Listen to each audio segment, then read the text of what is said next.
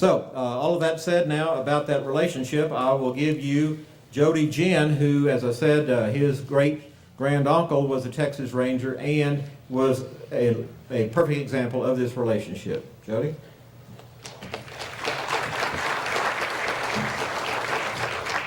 Well, thank y'all for having me here today. And get started, I want to say that as the elder statesman on today's panel, I hope that I can muster as much spirit as Al and Mike have already showed you here today.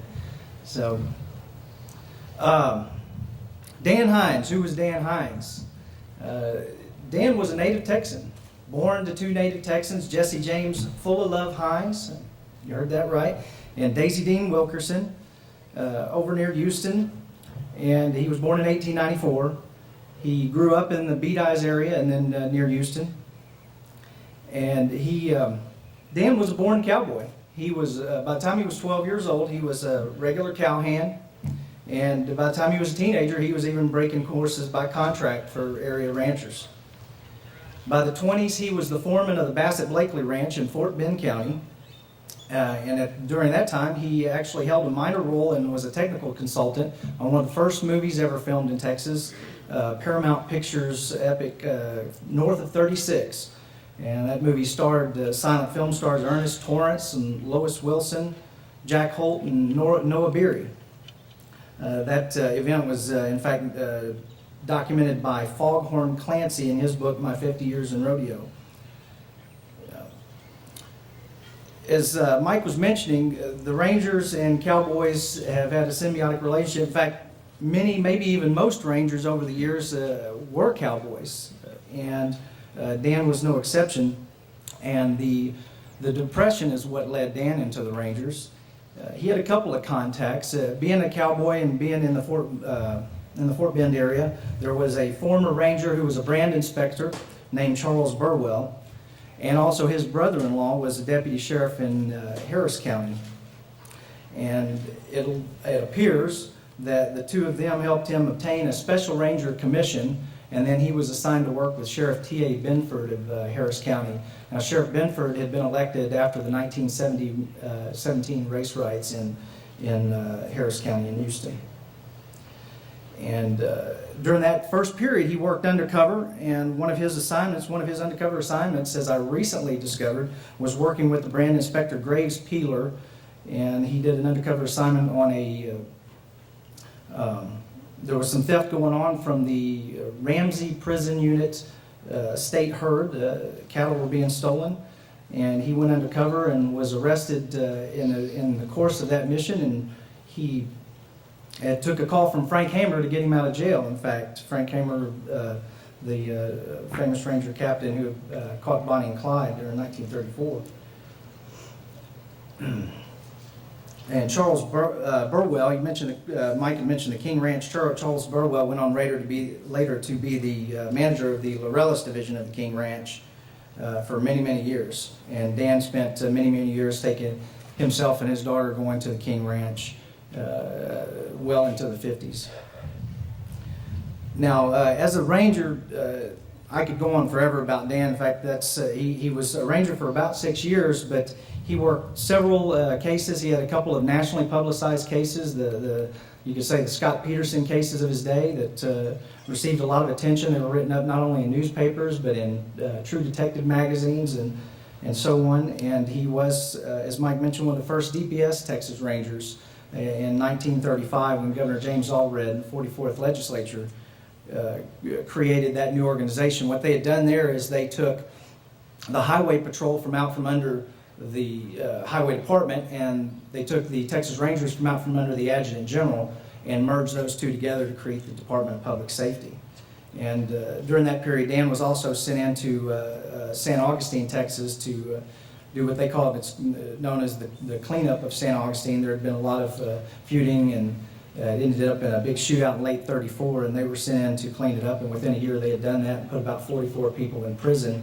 And each of the key rangers, Dan and J.W. McCormick and Leo Bishop, were given engraved pistols, and Dan's daughter still has those pistols to this day. They were of note. They were .357 Magnum Smith & Wessons, and that was the first year those pistols were ever made. They were state of the art.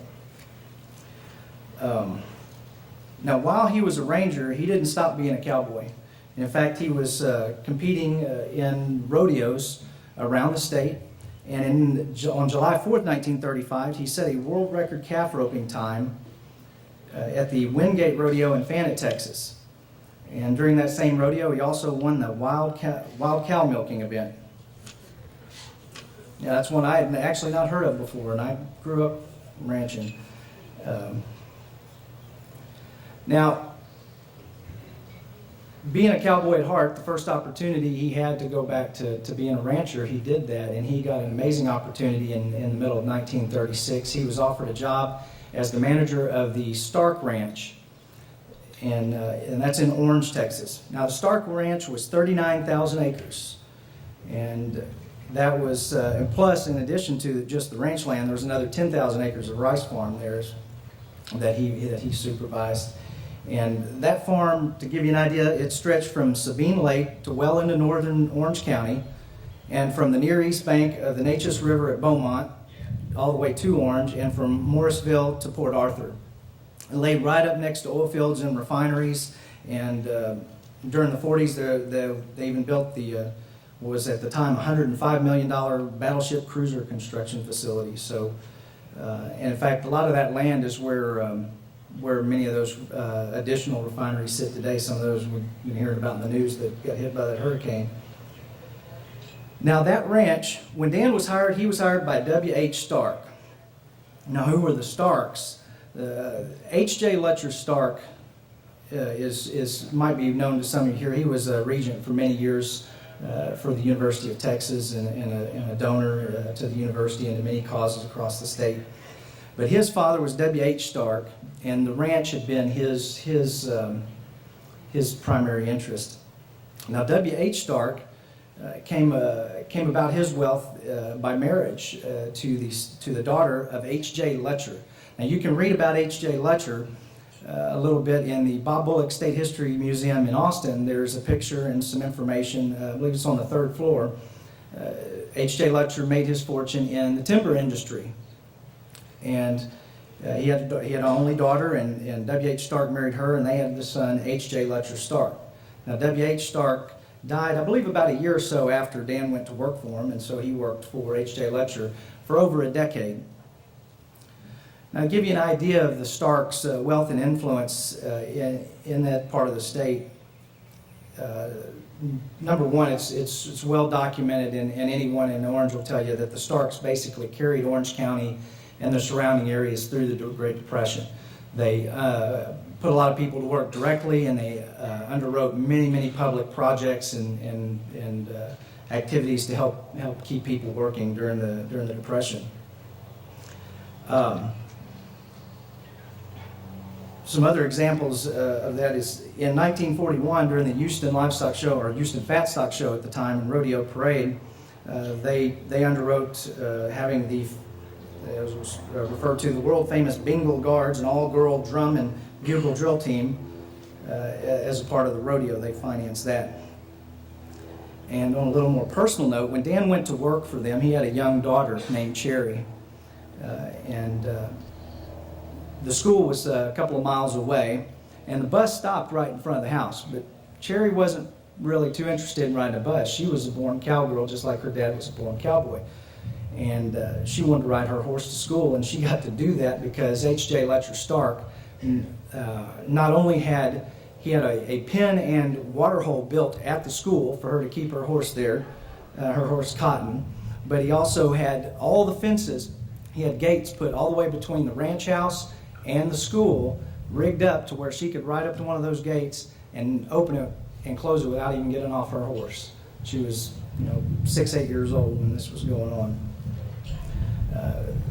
When H.J. Letcher Stark passed away first, and his last wife Nelda C., when she passed away, they left their estate in a foundation called the Nelda C. and H.J. Letcher Stark Foundation that's worth over $300 million today. Now, Dan Hines went to work for them as the ranch manager. He had replaced a gentleman named Dave Nelson. Now, David had left the Stark Ranch to become the warden of the local state prison, but had passed away shortly after leaving the ranch.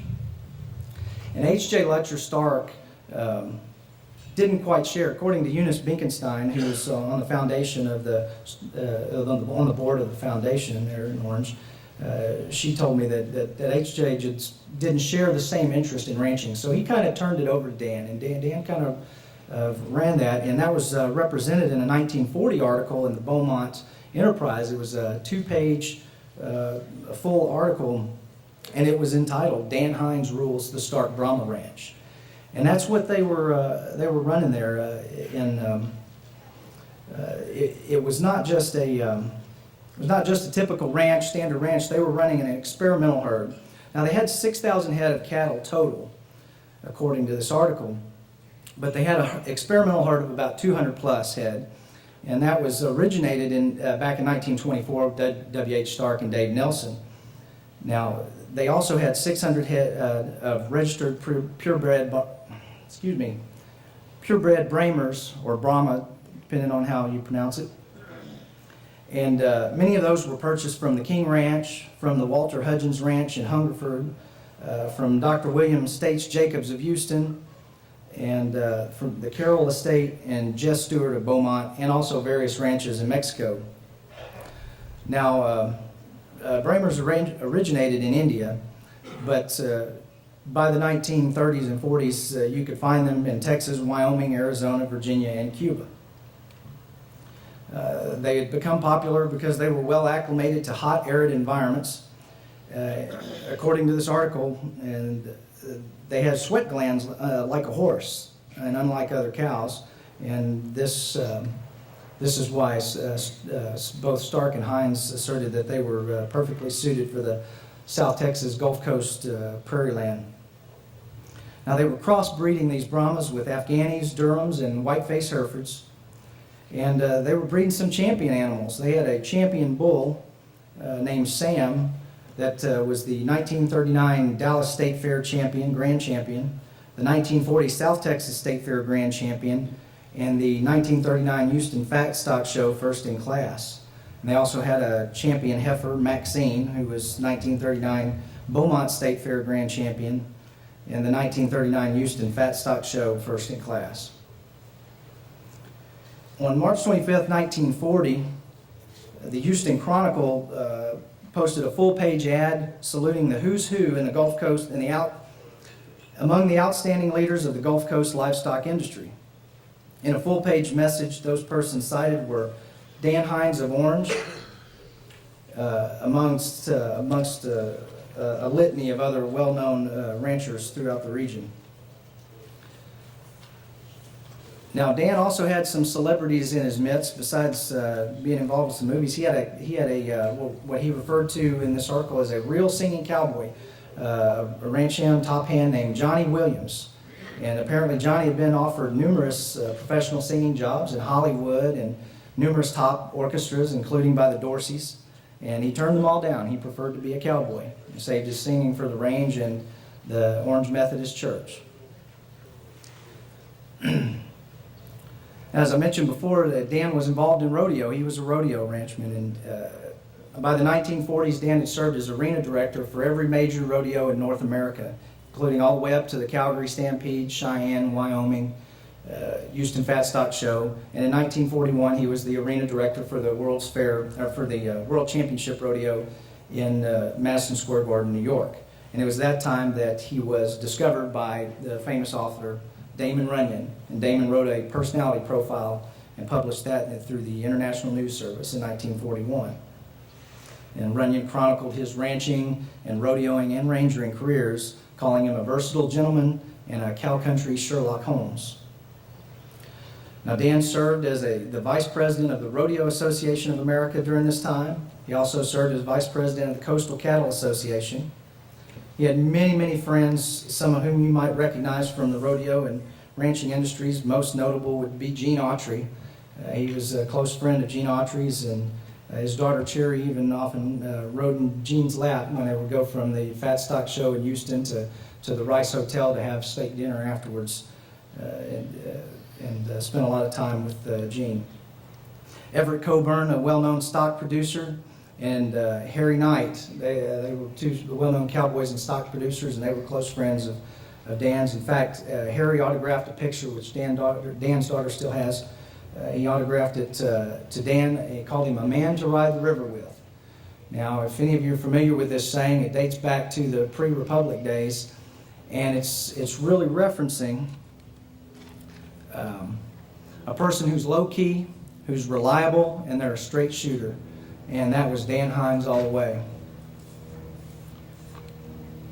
Some other friends of his included Lucille Richards, Reese Lockett, famous cowboy, later became mayor of Brenham, and Frank Dew, who was also one of the people on that Who's Who's list of Gulf Coast cattlemen.